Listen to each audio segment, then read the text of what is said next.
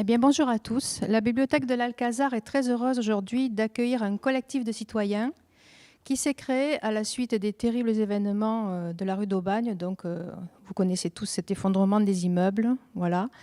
Et nous avons voulu aussi participer à tout ce mouvement en accueillant aujourd'hui des personnes qui vont témoigner et qui vont nous parler de tout ce qui s'est créé de positif et voilà, pour essayer de faire avancer les choses aussi à la suite de cet événement tragique. Voilà, je vais laisser la parole à Kevin Bachet, qui a eu la gentillesse de bien vouloir faire le modérateur de cette séance.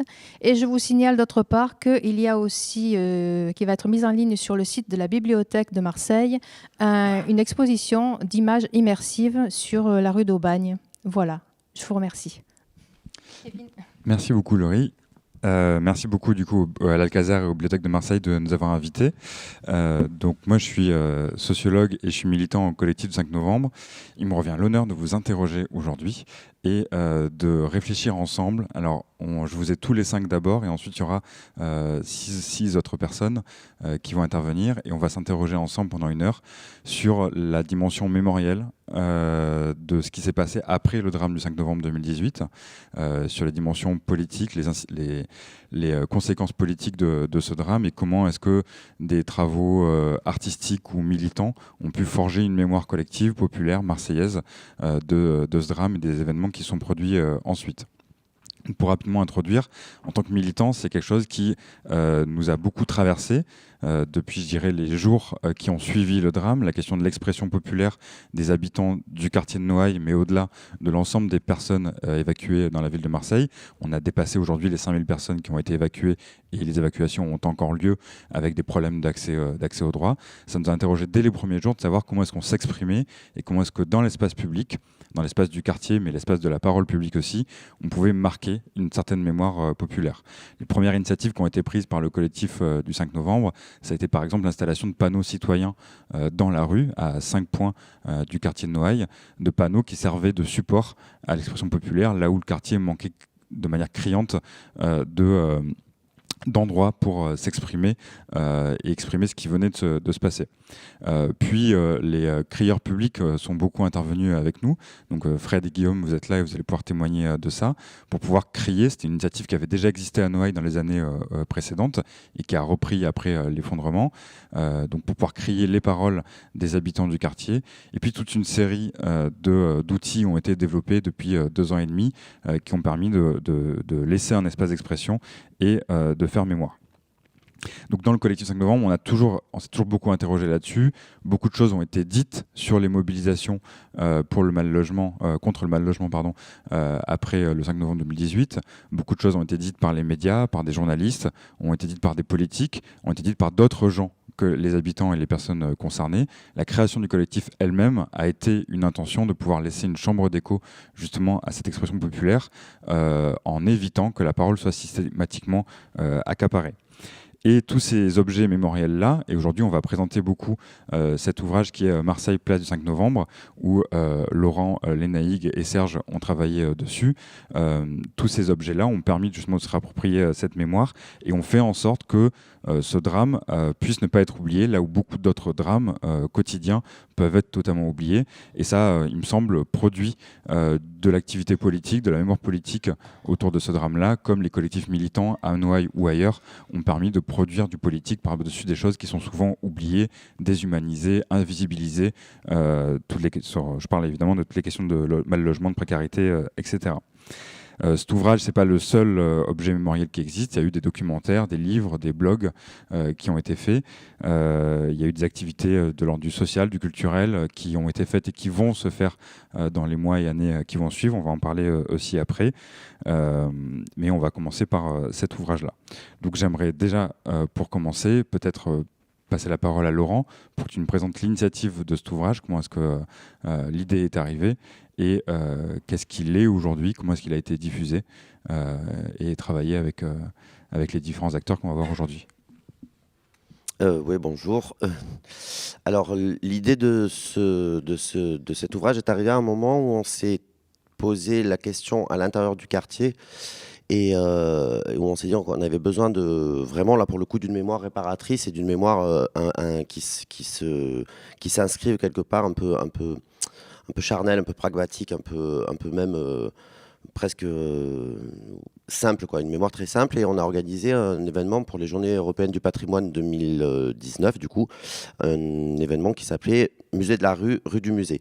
Parce qu'à Noailles, on n'a pas de musée, mais on a une rue qui s'appelle la rue du musée. Du coup, on s'est dit, on va faire un musée dans la rue.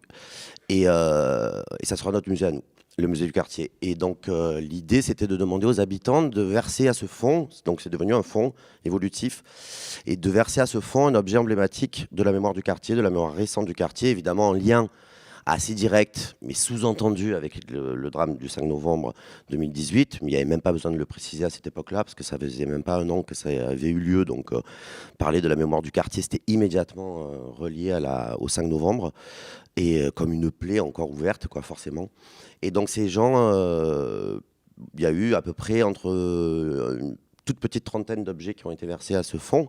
Et chaque objet a été assorti d'un texte pour expliquer pourquoi la personne versée, voilà, désignait ça. Par exemple, Sadia, la patronne du bar du peuple, a versé à ce fonds-là un seau et une tyrolienne, vous savez, les espèces de pinceaux pour afficher dans la rue, pour faire du papier peint, quoi. Et voilà, en disant que ça, c'était sans ça, il n'y avait plus de mémoire. Parce que la mémoire du quartier, à partir de là, c'était vachement affiché, vachement montré sur les murs. Et que c'était ça les objets dont il fallait absolument se souvenir.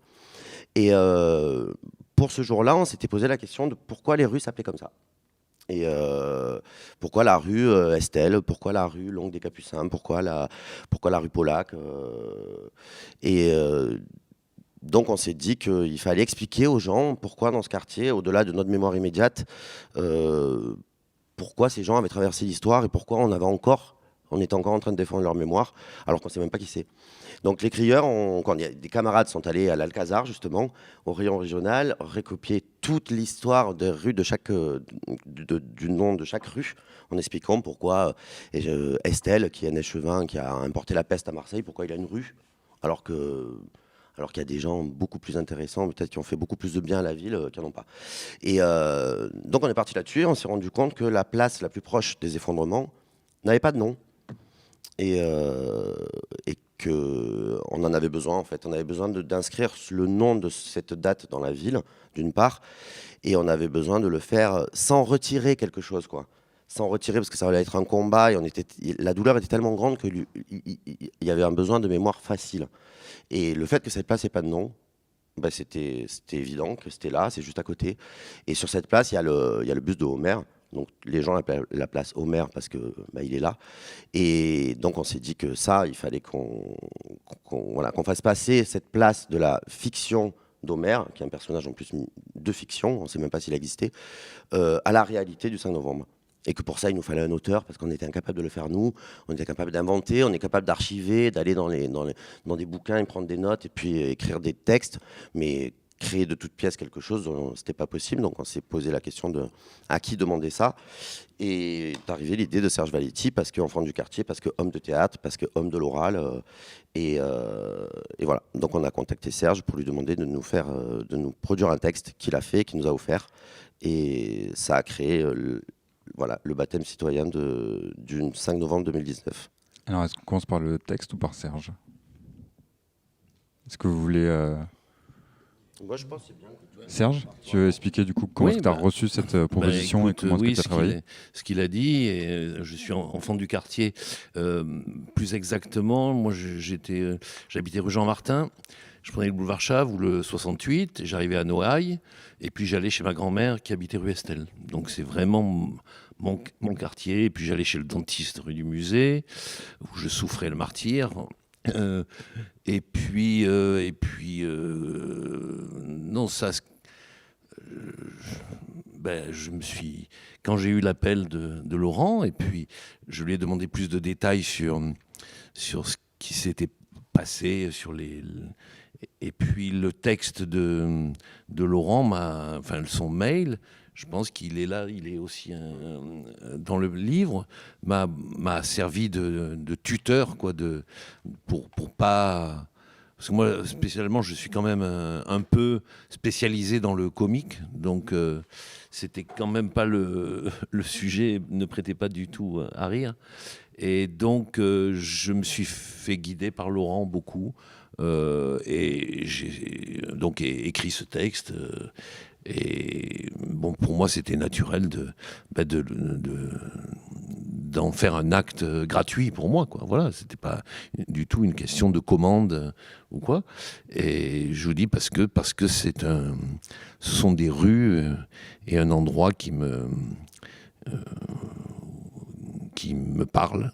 Voilà, j'ai essayé de dire ce qu'il me disait, d'écrire ce que ces rues, ces quelques rues très importantes pour moi me disaient, voilà, me parlaient.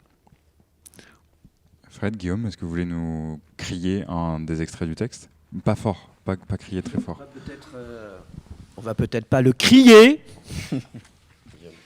Est-ce que vous pouvez juste avant nous raconter rapidement l'histoire des crieurs publics et le principe du dispositif et ce que vous avez fait dans le quartier ces dernières années?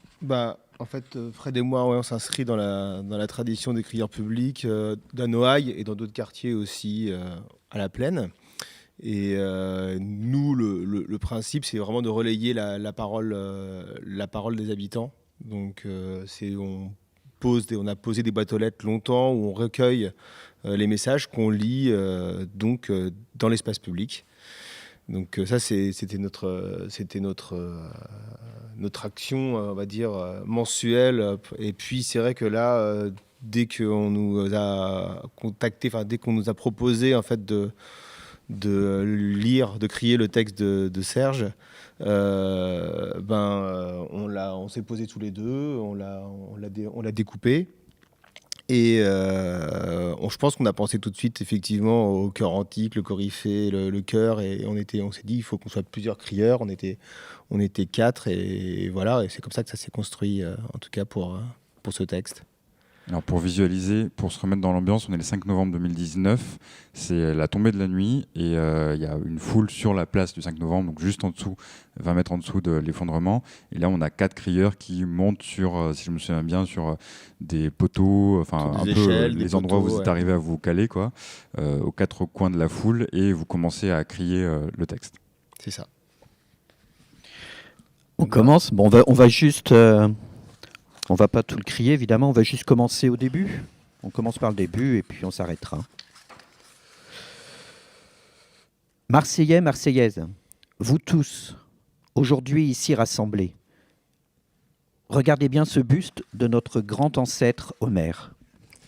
La tradition nous raconte que cet immense poète grec était aveugle. Mais il n'était pas sourd. Alors, le 5 novembre 2018, à 9h05 précisément, il n'a pas pu ne pas entendre cet énorme, ce terrible bruit, celui des effondrements des immeubles numéros 63 et 65 de notre aimée rue d'Aubagne, à laquelle il tourne le dos. C'étaient des tonnes de pierres, de parpaings, de clous, de planches de vieux bois rongés par l'humidité, de poutres vermoulues et pourries qui engloutissaient les vies de ses proches voisins. Et au milieu de cette fracassante déflagration, a-t-il aussi entendu leur dernier soupir ? A-t-il aussi entendu les lamentations de tout un quartier qui perdait ses enfants ? Homère, as-tu entendu l'incroyable cri de révolte qui soulevait notre ville ? Et as-tu entendu les cris de tous ceux que l'on chassait précipitamment de chez eux ? As-tu entendu toutes ces portes se refermer violemment sur les souvenirs des vies passées ? As-tu entendu les bruits des chaînes et des cadenas vissés précipitamment partout dans Marseille ? Et les gémissements de celles et ceux qui devaient affronter l'extérieur en pantoufles, ou même pieds nus, ou en pyjama. Et dans les appartements fermés, qui a entendu les miaulements des chats qui mouraient lentement de faim et de soif ? La course des rats qui pullulaient dans les immeubles désertés, le suintement de l'eau qui s'infiltrait partout. Voilà. Merci beaucoup. Si je veux faire juste un petit commentaire dans ce passage-là que vous avez choisi, dans ce que tu as écrit, Serge, il y a un tout petit passage qui me marque à chaque fois que je le lis ou l'entends, c'est celui sur les chats. Les chats qui sont abandonnés, ça a été un vrai truc sur lequel on a beaucoup réfléchi. Ça a été une des batailles politiques que les collectifs ont menées face à la mairie. Ça a mis 1 an à obtenir que les animaux de compagnie soient correctement récupérés. Et ça a été une des dimensions intimes des micro-drames qui ont suivi le grand drame, c'est-à-dire les évacuations, une des dimensions intimes qui ont très très régulièrement été rapportées par les familles. Le fait de ne pas pouvoir récupérer son animal de compagnie, certains sont réellement morts de faim, comme c'est dit dans le texte, quoi. C'est des choses auxquelles on ne pense pas, mais qui en fait peuvent faire s'effondrer, basculer des trajectoires familiales, des relations parents-enfants qui sont extrêmement importantes, quoi. Je trouve ça assez important de l'avoir saisi à ce moment-là. Lénaïgue, c'est à toi. Tu as accompagné aussi ce travail en tant qu'illustratrice. Tu es également militante et tu as observé beaucoup d'autres collectifs militants, pas que à Noailles, mais dans le reste de Marseille. Est-ce que tu peux nous raconter, toi, la façon dont tu as travaillé autour de cet ouvrage avec cette équipe-là et d'autres équipes également? Moi, avec quelques amis du collectif des habitants organisés du 3e arrondissement, c'est un collectif, c'est un syndicat d'habitants qui a été créé pour que les habitants du 3e puissent s'organiser et lutter ensemble contre les injustices qu'ils vivent. On s'était rendu cette fameuse semaine de novembre ensemble pour assister aux hommages rendus aux victimes, pour les victimes des effondrements. Et à la suite du texte que vous avez crié, on a été plusieurs à être saisis parce que c'était à la fois un texte pour la mémoire du quartier, c'était un texte populaire et c'était un acte artistique, ce qui arrive aussi rarement de pouvoir conjuguer toutes ces dimensions ensemble. Du coup, moi, le réflexe que j'ai eu, c'est de me dire il ne faut pas que ce texte tombe dans l'oubli. Je suis rentrée chez moi, j'ai recherché le texte. Après, il me semble que j'ai écrit à Laurent pour l'avoir. Et puis, j'ai commencé à l'illustrer. Effectivement, aussi, comme Serge, l'idée, c'était de le remettre aux personnes organisatrices de cette semaine, donc à vous. Et après, on a plus travaillé en équipe réduite. À partir du moment où on a décidé d'en faire un livre, avec Laura, Valérie, Laurent, et puis ensuite Alice, la graphiste. Et de là aussi est venue une réflexion aussi sur l'objet du livre. Comment est-ce qu'il allait être distribué? L'idée, c'était que tout le monde puisse avoir accès à cet objet, avec donc un livre acheté, un livre offert. Et bon, peut-être je m'avance un peu trop. Ouais. Et après, moi, ce qui m'intéresse, en fait, c'est d'essayer d'archiver, de témoigner, d'archiver des moments de lutte qui sont souvent invisibilisés. Et dans le collectif des habitants organisés, les illustrations vont servir à faire du lien entre les habitants pour qu'ils puissent avoir accès à leurs droits, mieux comprendre, mieux pouvoir se défendre, et notamment en termes de mal-logement. Et puis ça peut être restitué aussi des moments d'action, comme des évacuations en 2019-2020 pour des locataires qui étaient évacués dans le 3e. Et puis de là, effectivement, il y a tellement de choses qui se passent à Marseille que souvent ça me fait dériver auprès de d'autres collectifs. Ça a pu être le collectif des écoles de Marseille aussi, qui avait fait une grosse conférence de presse avec une analyse collective et des alternatives qui étaient portées ensemble. Voilà, en gros. Alors là, j'ai peut-être une question pour vous deux, pour Serge et Lénaïgue. Comment est-ce que vous sélectionnez ce que vous racontez ou ce que vous ne racontez pas? Parce que quand vous intervenez comme écrivain ou comme illustratrice, vous êtes un médium pour une parole qui est a priori pas la vôtre, même si elle est en partie la vôtre, parce qu'en tant que citoyen marseillais, vous êtes évidemment pris également par les événements, mais vous restituez aussi d'autres paroles. pour des crieurs, on situe, le texte est écrit, le médium consiste à le mettre en forme, à le mettre en scène, pas forcément à transformer le texte dans son contenu, plutôt son expression. Pour un écrivain et une illustratrice, par contre, les biais que vous pouvez apporter à un texte sont quand même extrêmement importants. Et je pense à d'autres médiums que sont les médias, la presse, qui typiquement, eux, interviennent en ayant une idée extrêmement précise. Et on l'a souvent, enfin on le vit quasiment toutes les semaines ou 2 semaines, d'avoir un ou une journaliste qui nous contacte en ayant une idée très précise et des biais de perception parfois parisiens, mais pas forcément que non plus parisiens. Non, mais c'est vrai, des fois il y a un biais de perception parisien extrêmement fort, une méconnaissance du sujet en pensant que les évacuations n'ont lieu qu'à Noailles, une méconnaissance de l'ampleur sociale du drame en ne cherchant que le profil de la femme de chambre comorienne avec ses 4 enfants, hein, pour le dire de manière caricaturale, en cherchant à créer du pathos et de l'émotion. Et donc ce que je disais au début, ce qui a été raconté sur le grand drame et les micro-drames ont été extrêmement biaisés et extrêmement dit à la place des gens. Comment est-ce qu'on change de posture pour éviter cet écueil-là et faire différemment ? Disons que quand Laurent me contacte, je sais que ça va être dit en public lors de l'inauguration. Donc moi j'ai créé un texte qui va être utile pour ça. Je me préoccupe pas de savoir s'il va rester, si on va l'éditer. Je suis un homme de théâtre, on va dire. À 18 ans, j'avais loué le théâtre Mazenot pour faire une pièce. Enfin, je veux dire, et donc quand j'écris, je me préoccupe absolument pas de littérature. Je me préoccupe de théâtre et que le public, enfin les gens du quartier, vont assister à l'inauguration. Et ça, je le sais quand j'écris. Et donc, j'essaie d'écrire un texte le plus efficace possible, on va dire, voilà, dans ce moment-là, alors où apparaît, où transparaît comme ça des choses aussi pointues que le chat, qui n'a pas la parole, quoi. Voilà. Donc je parle pour ceux qui n'ont pas la parole, pour le chat, entre autres, voilà. Et c'est tout le but du théâtre. Finalement, c'est pas tellement ça devient évidemment, le théâtre devient de la littérature, mais c'est d'abord du théâtre, de l'oralité et du cri.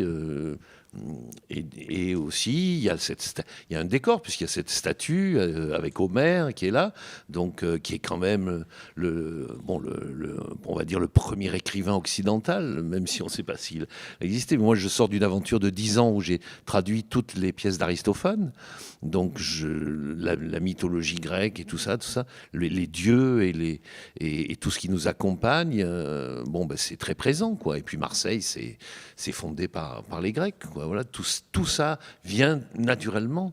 Et puis, c'est pas rendre hommage, c'est raconter le plus finement possible pour provoquer des sentiments, des sensations,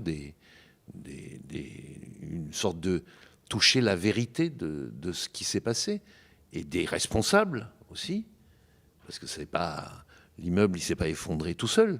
C'est une suite d'événements qui produisent ça. Et donc, il faut parler de ces événements-là. Donc, c'est ça qui me préoccupe. Après, il se trouve qu'après, le texte existe. Et puis, justement, elle dessine. Et voilà, on le transmet, on le crie. C'est fait pour ça. C'est pas un texte comme ça, poétique, que je me mets dans un coin. Non, il est vivant, ce texte.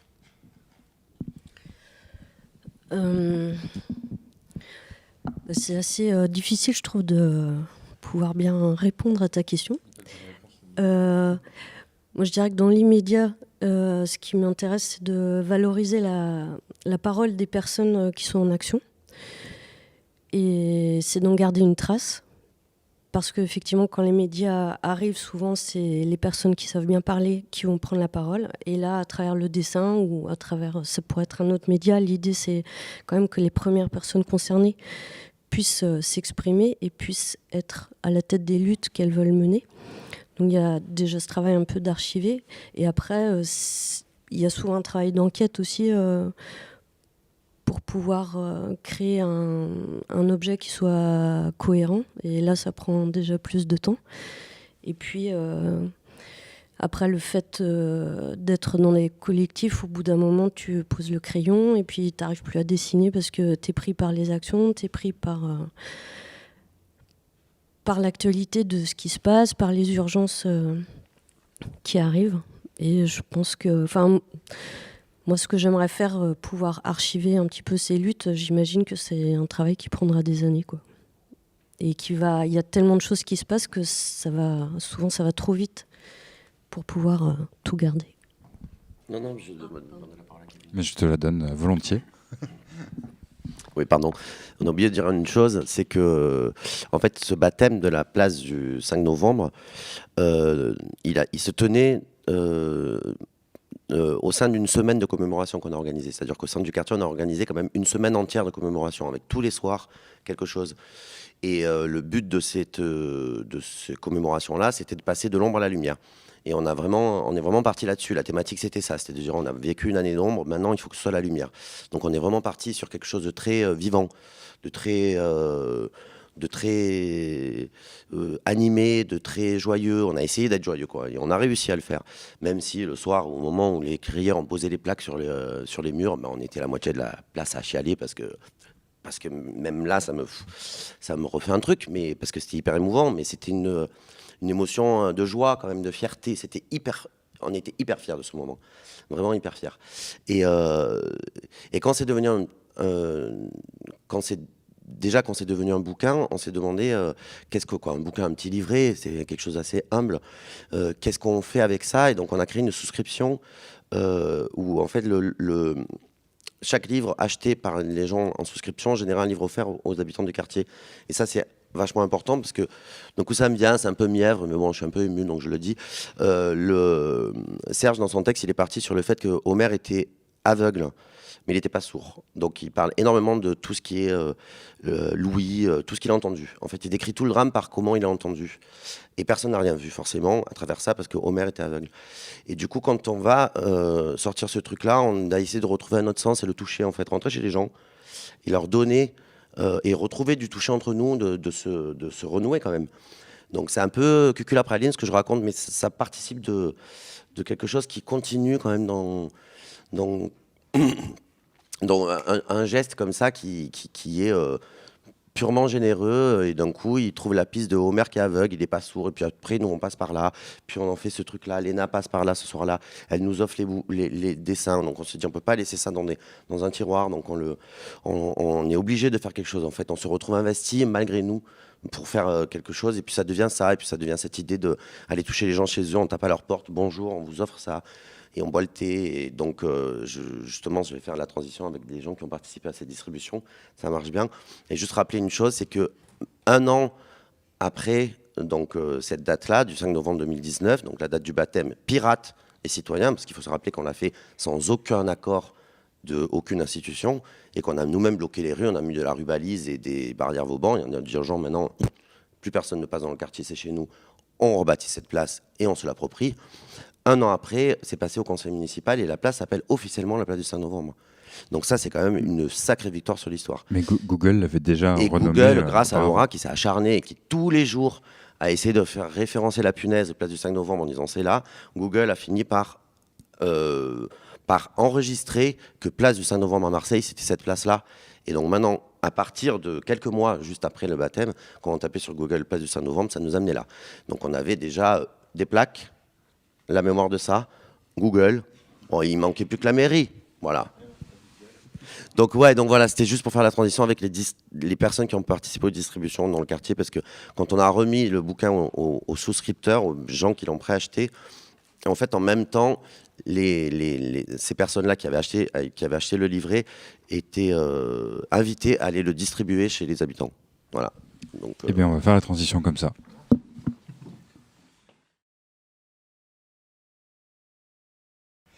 Donc j'ai ma deuxième vague qui est là.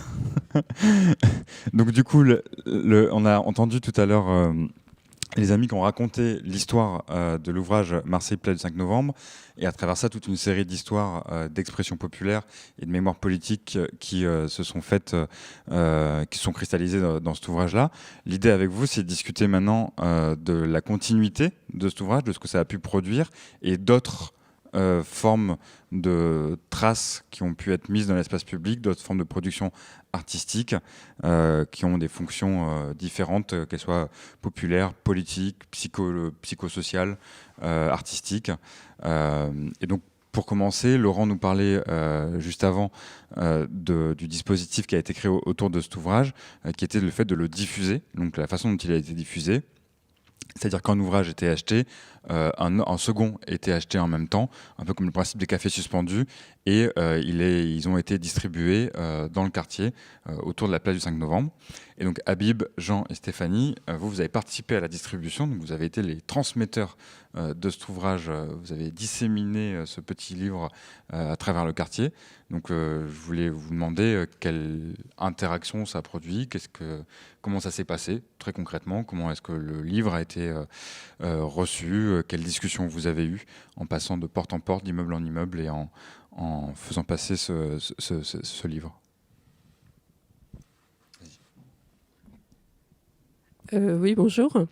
Alors déjà, quand j'ai reçu l'offre de la proposition de souscription, j'ai trouvé ça super chouette, le fait en fait d'acheter un livre et qu'en achetant un livre, il y en ait un second qui puisse en effet être distribué. Et du coup, j'ai pris 2 souscriptions déjà d'office pour pouvoir en partager une aussi avec Abid. Parce que je pense que en fait, chacun a un ressenti du drame et du vécu qui lui est très personnel. Et par ailleurs aussi, on a un vécu commun aussi dans l'espace public qu'on a. Et ce vécu, on l'a parce qu'on est tous les jours à se côtoyer et donc on a une partie de nos voisins qui ont disparu dans ce drame et tout ça on l'a vécu ensemble. Donc je trouvais ça vraiment intéressant de pouvoir le partager et je voudrais, parce que je ne sais pas si on l'a bien vu et si on peut zoomer sur la couverture. Pareil, quand j'ai vu la couverture, elle m'a beaucoup plu. En plus, j'ai eu la chance de la voir en grand format parce que c'est comme de la dentelle. Et en effet, Marseille, c'est ça. On est tissés les uns avec les autres et j'ai trouvé ça magnifique. En fait, c'était une belle découverte. Et donc d'aller offrir cet objet, parce que c'est un objet, et c'est un objet qui du coup va laisser trace de ce passé qui est douloureux pour nous, mais avec un ton joyeux, parce qu'on a besoin de ça aussi, parce qu'on a été beaucoup trop empreint de tristesse et de colère, et ce ton joyeux, cette forme de bande dessinée, ça peut ça nous fait du bien, et ça laisse cette trace. Voilà, bon, ça c'est ce que j'avais envie de dire. Alors juste, peut-être, et après je passe la main, au moment du toc-toc, enfin du toc-toc, on a eu les crieurs quand même, on a eu les crieurs qui alertaient qu'on était par là, mais on sonnait, et puis des fois ça ouvrait pas. Et puis je comprends, c'est bon, on a assez sonné chez nous, si c'est pour être évacué, si c'était pas toujours pour des bonnes nouvelles, et là on sonnait pour donner quelque chose. Mais on rentrait à nouveau dans l'intime des personnes. Donc il y a eu des immeubles qui n'ont pas répondu, ils n'ont même pas ouvert du tout, et peut-être il y avait du monde. Et puis un immeuble où il y a une personne qui a fini par ouvrir et par dire mais de toute façon je suis tout seul ici, je suis tout seul et puis bientôt il n'y aura plus personne. Donc ça rappelait aussi un peu ça, parce qu'en effet son immeuble était en train d'être vidé pour des travaux, et c'était douloureux pour lui, parce qu'en fait voilà, on subit toujours ce qui se passe à Marseille. Et puis quand même, pour finir sur une touche un petit peu plus sympathique, il y en a un autre que je me rappelle, c'était rue Château-Redon. On sonne Et puis, on monte dans les étages. Et là, il y a un homme qui nous ouvre à la porte, parce qu'on faisait toc-toc aussi aux portes. On était un peu intrusifs. Et on faisait toc-toc aux portes, et il nous ouvre. C'était une personne âgée, et on lui explique le livre et tout. Puis il nous dit, mais je peux en prendre un deuxième. C'est pour ma voisine étudiante, elle n'est pas là. Et vraiment, elle sera trop contente. Et voilà, elle ne peut pas manquer ça.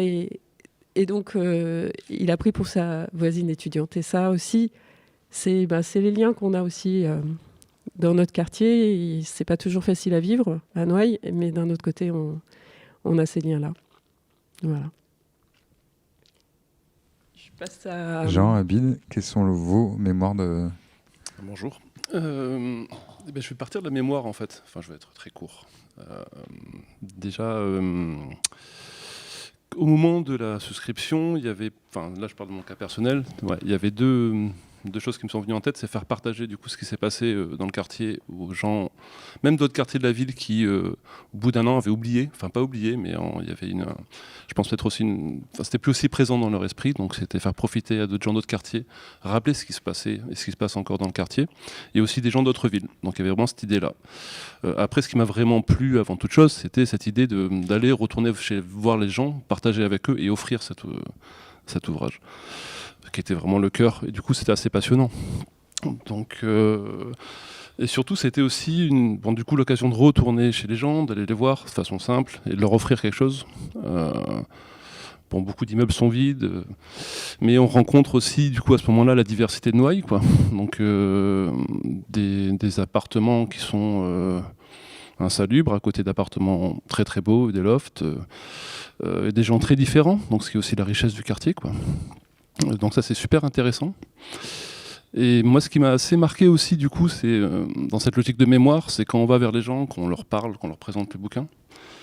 Ils vont d'abord parler, donc on est 2 ans après l'effondrement, les premières choses dont ils nous parlent, c'est leurs problèmes quotidiens. On est revenu 2 ans après, en fait, à ce qui n'a pas changé dans le quartier. C'est-à-dire qu'on va parler de ces problèmes, des punaises de lit, il y a beaucoup aussi de questions qui vont être abordées, aussi avec des avis contraires, contradictoires entre les gens. Donc on a comme malheureusement un retour à la normale, en fait, qui n'est pas obligatoirement très positif.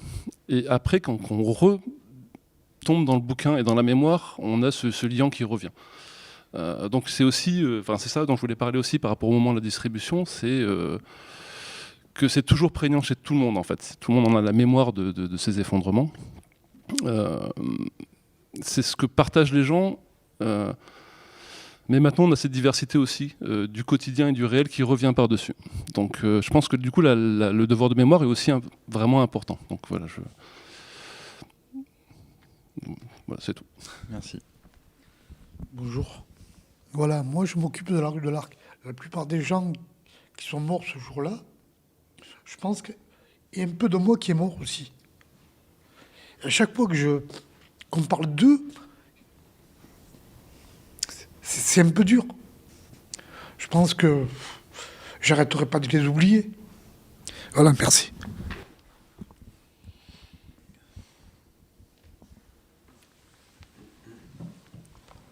Merci. Tu veux dire autre chose ou non, pas du tout. Ok, ça marche. Aucun souci. Aucun souci. Vas-y, Suzelle, tu veux dire quelque chose? Je n'ai pas assisté à toutes les premières discussions, mais de ce que j'entends, je trouve qu'il y a quelque chose de très vrai et que tu exprimes aussi, c'est que si on a tous été touchés par ce qui s'est passé, c'est vrai qu'il y a des intensités et il y a, on va dire, des traumatismes, des chocs qui ne sont pas les mêmes chez les uns et les autres, et que ça aussi, c'est quelque chose qu'on a tous essayé de prendre en compte. C'est ne pas s'approprier non plus la peine et la souffrance des autres, mais à la fois être dans quelque chose qui est de l'ordre de l'accompagnement et peut-être de la sublimation. Mais c'est vrai que le réel est tellement présent encore, et ce qui s'est passé est tellement présent encore qu'on ne peut que être en respect par rapport à ça. Et voilà, ça c'est forcément dans tout ce qu'on entreprend, je pense, une évidence. Peut-être Laura, donc toi tu habites juste à côté de l'effondrement et tu fais partie de l'association de Noailles Debout. Et justement, c'est la façon dont on est touché, cette dimension traumatique que chaque habitant du quartier ou pas, d'ailleurs, a à sa manière, quoi. C'est un truc qui vous obsède comme question dans votre activité. Est-ce que tu peux nous en parler ? Alors c'est marrant que tu emploies le terme d'obsession parce que c'est justement... Parce que je te connais, c'est pour ça. Alors c'est pas un trait de personnalité, c'est quand même un effet pathologique d'un choc en général, parce que la mémoire saine, justement, c'est assez paradoxal. La mémoire saine, en fait, elle est évolutive, c'est-à-dire qu'elle oublie. Et quand il n'y a plus la capacité d'oublier, il y a un souci. Et du coup, je voudrais dire ces deux petites choses qui sont assez contre-intuitives au fond. La première chose, c'est celle-là, c'est qu'en fait, c'est un projet de mémoire qui vise à nous permettre en fait d'oublier d'une certaine manière. Et c'est aussi un projet de mémoire qui se passe à un moment, je dirais, contemporain. C'est-à-dire qu'en fait, on ne parle pas de quelque chose qui est très très loin. On parle de quelque chose dans lequel en fait, on est encore pris. Et c'est une histoire qui est tout à fait récente. Et on en fait pourtant une espèce d'œuvre de mémoire. Je ne sais même pas encore exactement si on peut le nommer comme ça. Mais parce que, en fait, moi, j'aimerais bien qu'on distingue les termes de mémoire avec celui d'histoire, peut-être pour clarifier un petit peu, en tout cas à minima, mon propos. On a commencé à s'intéresser à ces questions de mémoire, je dirais un peu comme tu l'as rappelé, Kevin, au tout départ en fait, de la crise humanitaire, ce qui a été une crise humanitaire avérée. Et donc, on est à un moment paroxystique de violence, d'expulsion, pour ne pas répéter évacuation, parce que là, voilà, pour évoquer aussi la violence de ces évacuations, qui ne sont pas simplement le protocole de mettre des gens à l'abri, qui se passent vraiment dans des circonstances qui elles-mêmes affectent énormément nos mémoires, qui restent gravées. Les gens ont toujours en tête les circonstances de leur expulsion, autant que celles de l'effondrement et que de la mort des voisins, etc. Donc, tous ces événements traumatiques, parce que ça vient décrire, c'est un mot qui fait un peu peur, mais ça vient décrire, au fond, la manière dont la mémoire vient protéger le cerveau de la souffrance de ce qu'il est en train de vivre. Donc du coup, le cerveau développe des mécanismes de défense qui inscrivent au fond ces mémoires-là sur le tissu mémoriel et qui font qu'en fait, en effet, elles obsèdent, elles reviennent comme un disque rayé qui ne peut pas oublier. Et donc ça saute et ça répète et ça répète et ça encombre énormément. Et du coup, on en est venu très rapidement à ces questions-là.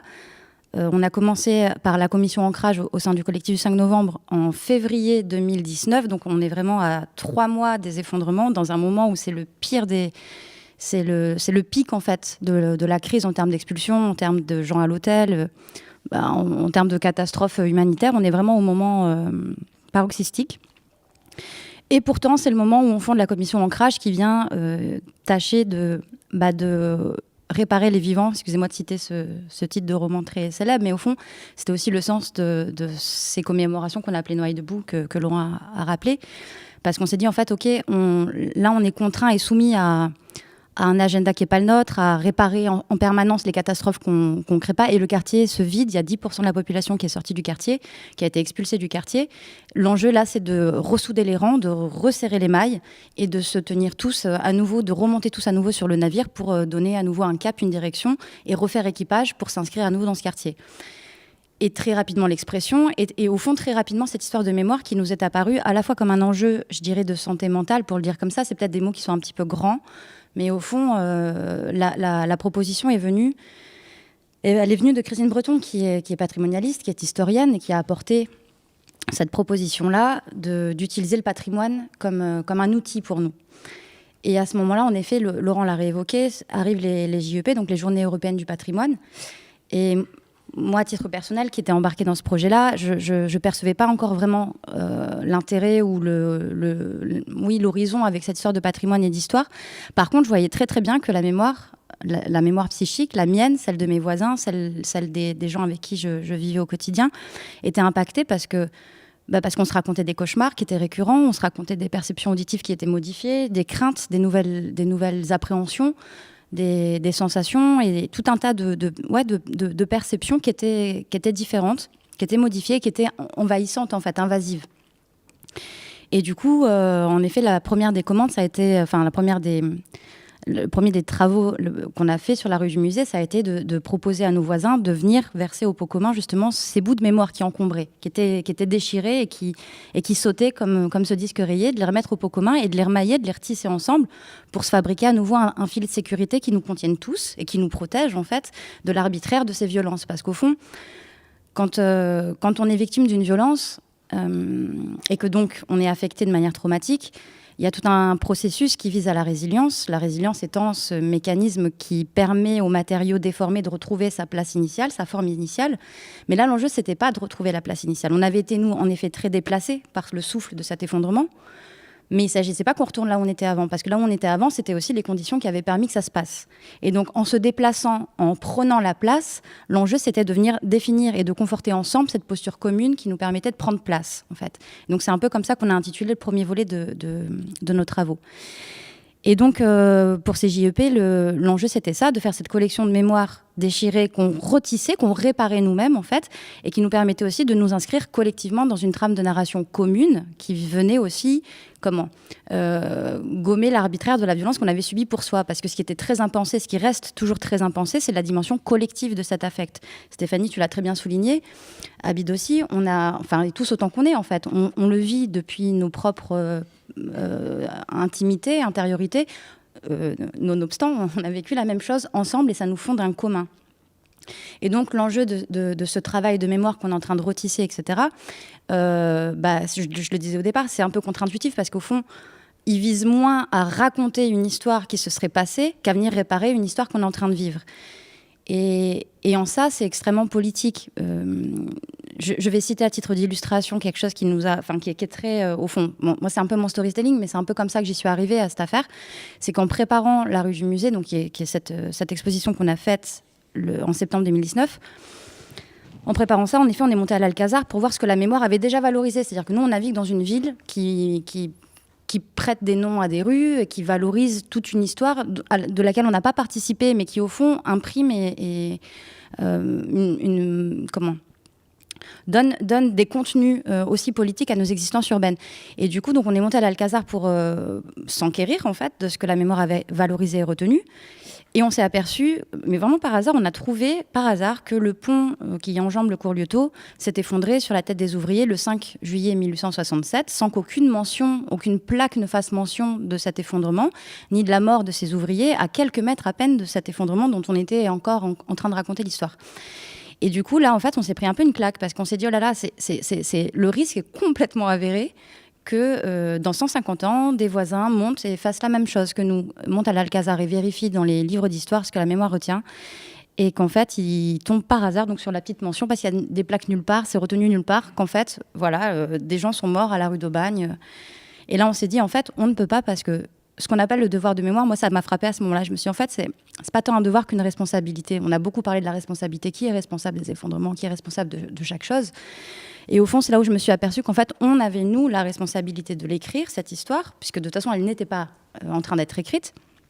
Donc, en fait, on était récipiendaire de cette responsabilité qui nous encombrait aussi, en fait, qui est celle qu'on porte énormément, qui est lourde à porter d'ailleurs, parce que le fait que nous, on soit au kilomètre zéro, donc moi, par exemple, j'habite à 20 mètres des immeubles effondrés, je suis la voisine de Stéphanie et de Abid, qui sont là aussi, et le fait de vivre aussi proche d'un drame et d'une catastrophe, ça confère, dans le monde dans lequel on vit, une forme de légitimité politique à ce qu'on appelle du coup des victimes, mais pendant une petite fenêtre de temps, c'est-à-dire que ça dure pas très très longtemps, enfin en fonction de la gravité de l'événement, cette légitimité, elle dure ou pas. Et donc on s'est dit, on doit saisir cette légitimité, on est responsable de le faire parce que sinon personne d'autre ne l'a autant que nous, cette légitimité-là, on doit raconter cette histoire.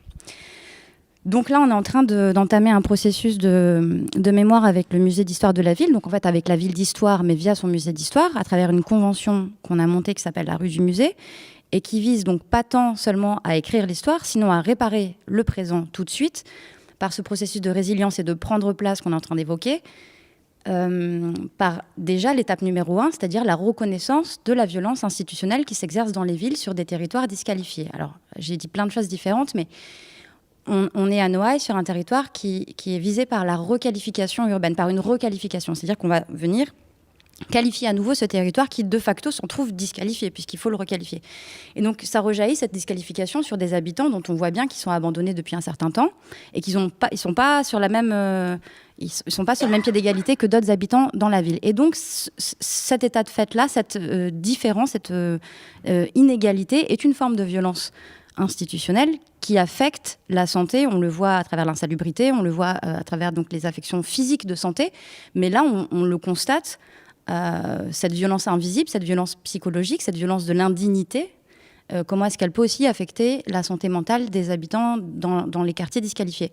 Et pas qu'à Noailles, mais donc nous, on se saisit de cet exemple-là pour essayer de modéliser, de faire un exemple, de voir de quelle manière est-ce qu'on peut collectivement penser l'affect de la violence institutionnelle dans la ville sur les territoires disqualifiés, et de quelle manière est-ce que la culture, la médiation artistique et les alliances nouvelles qu'on est en train de créer, de monter, d'expérimenter dans ce processus de recherche-action nous permettent, je vais raccourcir, donc de faire mémoire et de réparer le présent.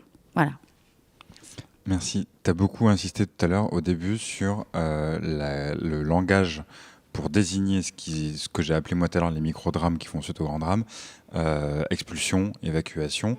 Je me souviens très bien à un moment donné où on a switché dans le récit qu'on faisait de ce qui était en train de se passer, où on était dans une assemblée de quartier qui devait être en novembre ou fin novembre, début décembre 2018, dans ces eaux-là, où quelqu'un s'emporte, un monsieur s'emporte, je sais pas qui est, enfin je connais son visage, mais je sais pas qui c'est exactement, et qui s'emporte et qui dit mais arrêtez d'utiliser ce mot évacuation, qui était le mot institutionnel, normé, légal de ce qui se passait.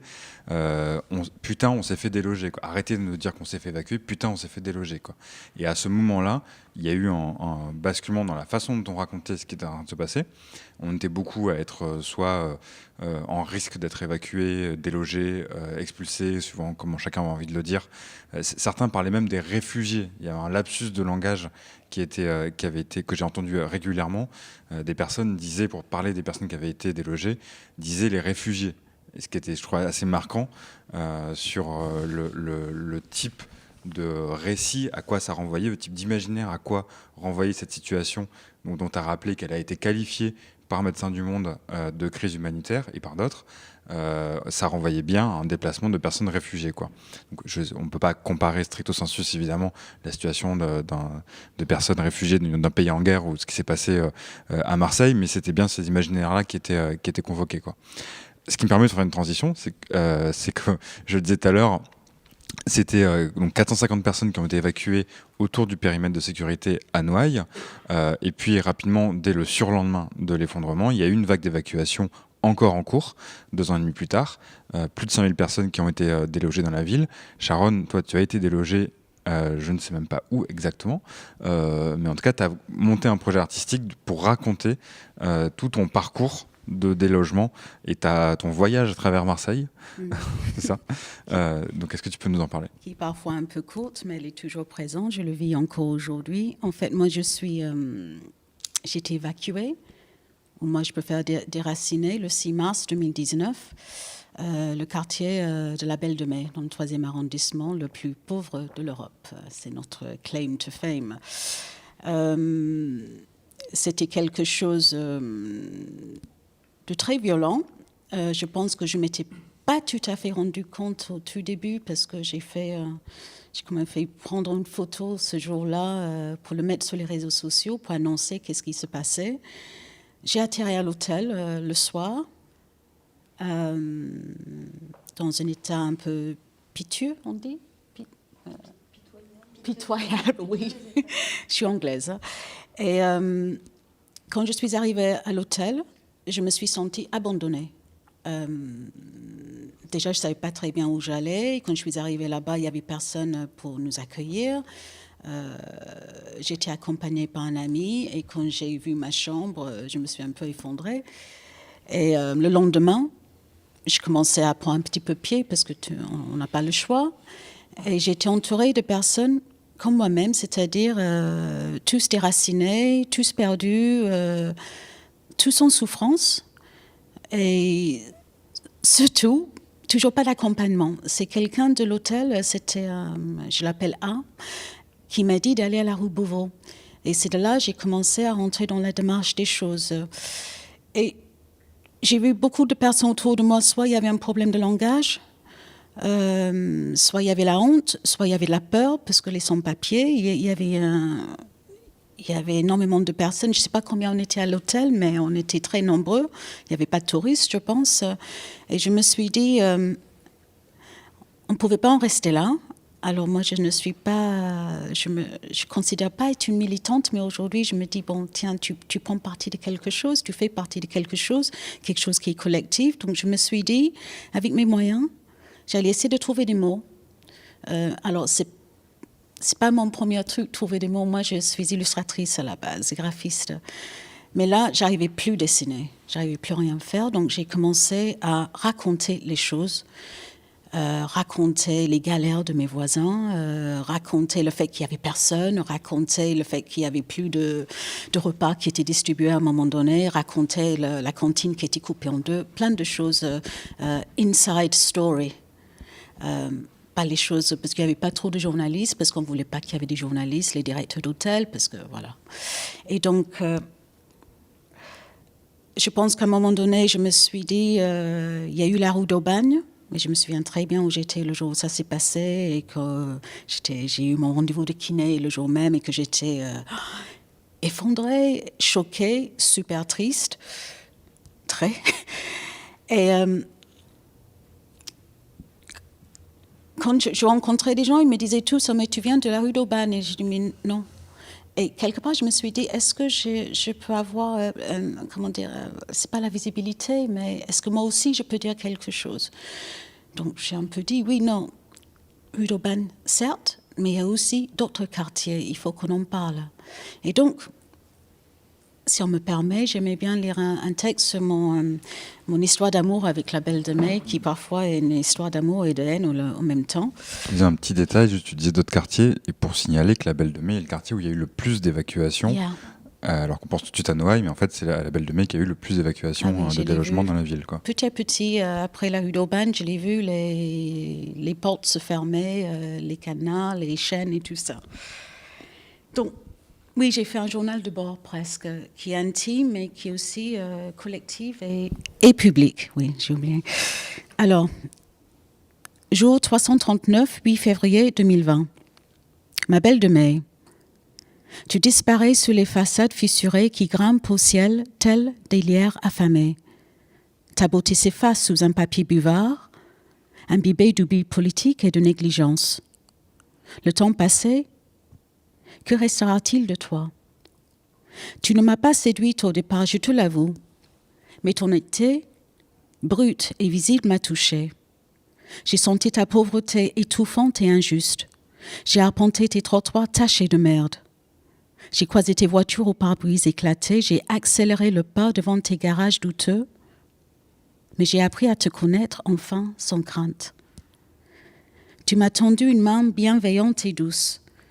Tu m'as offert un espace calme pour enfin grandir. Tu m'as offert une chambre entourée d'arbres et d'oiseaux. Tu m'as offert une vue sur l'imposante caserne du Muy. Tu m'as offert tes villas et maisons nichées sur tes buttes. Tu m'as offert tes jardins enchantés au coin des ruelles. Tu m'as offert tes impasses fleuries embaumées de parfums. Tu m'as offert tes contrastes, tes ombres, ton noir, ton blanc. Mais toi, ma Belle de Mai, que t'avons-nous offert? Abandonnée, tu t'es construite comme tu as pu. Tes tunnels sont tes entrées et sorties du monde. Tes routes mènent aux arcades souillées d'urine. Tes marées de fans descendent sans invitation l'espoir de voir leur star de soap marseillais. Mais toi, ta célébrité est moins glamour, n'est-ce pas? L'Europe t'a élu la reine de la pauvreté et de la misère. Une couronne portée tel un linceul de ta tête aux pieds. 339 jours plus tard, tes blessures béantes moisissent.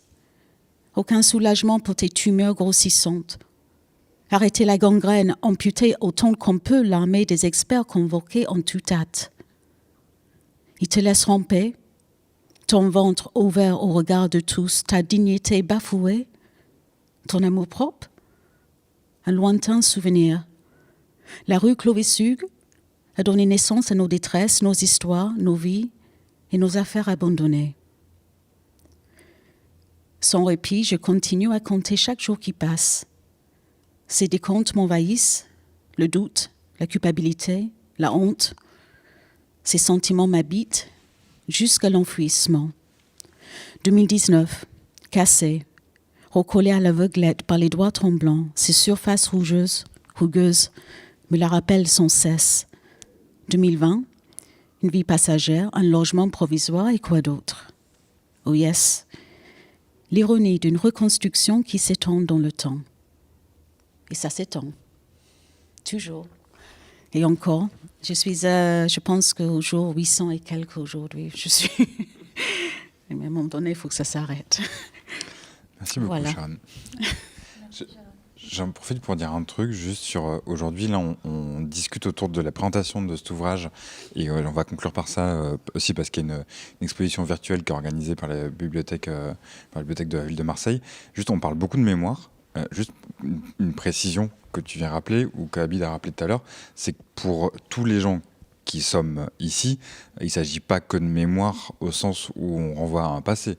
C'est-à-dire que soit en tant que personne qui a été délogée ou comme on est voisin à Noailles ou ailleurs, c'est des mémoires qui sont extrêmement vivantes et qui sont vivantes d'une part par le trauma qui perdure du souvenir constant des événements, d'autre part aussi parce que politiquement, l'affaire n'est pas finie.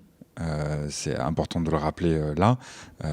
Juste au moment où on enregistre la discussion aujourd'hui, les copains du collectif 5 novembre sont en discussion avec la mairie et la préfecture de Marseille pour faire respecter des droits qui ont été acquis de haute lutte sous l'ancienne municipalité et qui aujourd'hui sont remis en cause au fil des rediscussions avec les nouvelles institutions qui sont en place, le nouveau ministère, la nouvelle municipalité. J'espère évidemment que dans quelques semaines, on pourra considérer qu'on aura fait avancer les droits et la cause du logement digne à Marseille. Mais aujourd'hui, c'est quelque chose qui est instable, encore une fois. Donc c'est aussi ça fait partie aussi des mémoires institutionnelles, légales, normatives qu'on inscrit. C'est aussi des batailles politiques qui sont encore là et qui ne sont qu'un premier pas d'autres batailles politiques qui vont avoir lieu dans les 10 prochaines années, quoi. J'ai ça juste pour pas qu'on ait l'impression qu'on parle au passé, mais qu'on parle bien juste à un instant. Je peux juste... c'est même quelque part l'enjeu en fait, parce que ça fait le lien aussi avec ce qu'on disait tout à l'heure sur les personnes qui parlent de leur quotidien. Et en réalité, ce travail de mémoire, il est bien évidemment pour améliorer tout ce quotidien. Et enfin, du coup, voilà, je trouve que c'est... Alors du coup, on va terminer par Suzel. On a du coup là évoqué un large éventail de façons de décrire cette histoire à l'instant où ça arrive, de récits spontanés, intimes, littéraires, exprimés dans l'espace public avec les crieurs, etc. Et aujourd'hui, c'est aussi 2 ans et demi après, du coup l'invitation des bibliothèques de Marseille en sont une expression. Le travail que tu évoquais, Laura, avec le musée d'histoire de Marseille en est une autre. C'est que les institutions aussi, il y a une histoire qui s'écrit aussi au sein des institutions, une mémoire plus officielle. Tout ce travail-là, il permet de faire émerger ça d'en bas, des habitants, d'initiatives spontanées. Et puis au fur et à mesure, on arrive à l'inscrire dans l'histoire légitime, celle qu'on retiendra, j'espère, dans 2 siècles et qu'on n'aura pas oubliée. Donc Suzel, tu as travaillé autour d'une exposition virtuelle qui va être diffusée sur le site des bibliothèques de Marseille. Est-ce que tu peux nous la présenter ? Oui, juste dire que je ne pense pas que ce soit institutionnel comme travail. Parce qu'a priori, c'est plutôt l'Alcazar qui s'est saisi d'une initiative qu'on avait lancée. Mais que par contre, ce que je trouve très intéressant dans ce que tu dis, c'est qu'il y a toujours un regard, et dans l'observation du présent et dans l'observation du passé, il y a un regard sur les institutions et ce qu'en ont fait les institutions. Voilà. Et c'est là où je pense que c'est intéressant d'essayer de prendre les choses autrement et que cet objet multimédia aussi, j'espère qu'il déjoue les postures institutionnelles et de communication qu'il y a souvent dans le multimédia et c'est des formes souvent très lissées.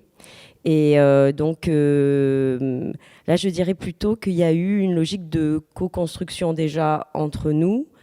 j'espère que cette première forme de web documentaire, après, va devenir vraiment aussi une forme de co-construction avec toujours plus les habitants de Noailles et toujours plus sur une réflexion des liens qui sont autour de nous. Et puis, effectivement, avec cette relation aux institutions et qui est très intéressante, hein, parce que en fait, à un moment donné, je pense qu'il y a une base participative qu'il faut savoir réécrire, repenser, et que heureusement, aujourd'hui, c'est une nécessité, c'est une urgence de repenser les choses, et on n'est pas avec les institutions ou contre, mais essayer de faire des choses qui fassent avancer le schmilblick. Alors pour revenir au web documentaire, je dirais que c'est un outil. C'est un outil d'exploration qui se veut progressif. Là, c'est une première forme. C'est un état des lieux sur tout ce qui a été raconté, c'est-à-dire les initiatives des habitants, et de Noailles debout, mais aussi c'est au moment présent. Et effectivement, c'est un drôle de moment, ce moment présent, puisqu'on va dire que les dernières photos, on les a prises il y a 15 jours. Et qu'il s'agit en fait donc de photos panoramiques. C'est là sur le dispositif du web documentaire. Ce sont des photos à 360 degrés que l'internaute, la personne qui visite ce web documentaire peut passer d'une photo à l'autre, mais aussi d'un récit à l'autre. Et c'est là où moi je dis c'est vraiment un état des lieux sur une période très particulière qui est en fait cette période quand même du déconfinement, de l'urgence sanitaire, et qui fait qu'à un moment donné, les photos des rues et les récits parlent aussi bien d'une forme de lutte et de sublimation. Il y a beaucoup d'émotions et de choses, et qui ont aussi la difficulté de s'articuler dans une période où l'espace public, il était difficile à habiter, et que le collectif aussi était difficile à habiter. Et ça, c'est là où je crois que c'est important de le dire, parce que c'est pour ça que c'est un outil. C'est un outil qui parle d'aujourd'hui, effectivement. Et aujourd'hui, qu'est-ce qu'il y a ? Enfin, quand je dis aujourd'hui, on va dire c'est depuis un an, de ce que j'ai filmé et enregistré comme son. Il y a des luttes, encore et toujours, parce qu'elles sont toujours plus nécessaires. Donc on voit effectivement un centre-ville pour tous, on voit collectif du 5 novembre. C'est juste des images et des extraits. Il n'y a pas toute la teneur de tout ce qui est dit par chaque collectif. Mais c'est une forme de mosaïque. Et donc il y a de la lutte, il y a des manifestations, il y a du regard personnel, il y a le témoignage de Pascal aussi, qui lui avait présenté dans la première mouture de la rue du Musée, qui avait présenté ses chaînes, les chaînes qui l'empêchaient de rentrer chez lui puisqu'il avait été délogé, et qui ne pouvait rentrer dans son appartement qu'avec des policiers, avec des pompiers. Donc à travers ces chaînes, il y a tout un récit. Donc il y a beaucoup de choses, mais voilà, je suis complètement d'accord avec toi, Kevin, pour dire que c'est aussi du présent, que tout ça s'observe au présent, et que rien n'est gagné, mais que ce qui est assez motivant, c'est de voir qu'il y a des choses qu'on peut essayer d'esquisser, d'écrire, de tisser, et tous ensemble, et d'un quartier à l'autre. Moi, je suis des quartiers nord. Donc effectivement, dans le web documentaire, au début, j'ai pas pu m'empêcher de mettre je dirais le McDonald's l'après-midi, parce que c'est vrai que je pense qu'il y a une réflexion qui se tisse dans ce kilomètre zéro des effondrements, mais qui se tisse aussi dans plein d'autres quartiers. Mais voilà, tout ça c'est en mouvement, tout ça c'est en construction, c'est aujourd'hui, et que c'est pas gagné, mais voilà, autant profiter de ce genre de tribune pour pouvoir évoquer ce qui est en train de se faire, et ce qui est souhaitable, heureux aussi, parce que bien sûr, c'est aussi sortir de quelque chose d'extrêmement lourd, et voilà, sortir des éboulis, pousser vers le haut, quoi. Merci beaucoup, Cécile. Est-ce que quelqu'un veut rajouter un dernier mot de conclusion ? Alors, c'est pas un mot pour conclure, c'est peut-être pour ouvrir, pour dire que cette réunion ce matin, cette exposition que demande l'Alcazar, pour nous, ça constitue une sorte de premier jalon de cette création patrimoniale qu'on a intitulée « Prendre place ». Voilà, donc ça tombait bien de pouvoir parler de ce livre qui parle de la place du 5 novembre. Eh bien, merci beaucoup. Merci beaucoup. Et alors, merci à toutes les personnes qui sont passées pour raconter leur petite histoire et construire ensemble une grande histoire. Merci à l'équipe des bibliothèques, à l'équipe technique et l'équipe d'organisation, Laurie, Valérie, qui nous ont permis qui nous ont donné carte blanche en fait, pour faire un peu ce qu'on voulait et un petit peu à l'arrache et discuter entre nous de tout ça et d'avoir un espace pour en parler. Merci à Laurent qui a beaucoup fait le chef d'orchestre comme bien souvent pour organiser tout ça et bien à bientôt dans la rue.